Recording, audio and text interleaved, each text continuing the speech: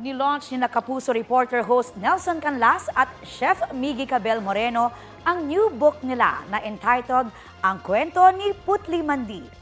Sumisentro ito kay Putli Mandi na isang prinsesa na may kapansanan pero simbolo ng tapang, kabaitan at pagmamahal.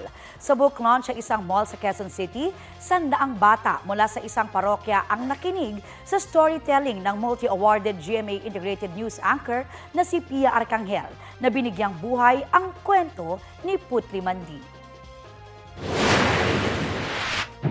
Ang feeling namin, hindi kompleto yung pagiging Pilipino natin. Hindi tayo konektado doon sa mga taga Mindanao.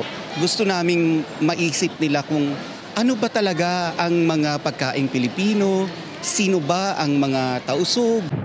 Para matutunan nito habang maaga pa lang at saka mga bata pa lang, magkaroon sila ng kaalaman tungkol sa mga regional cuisines ng Mindanao.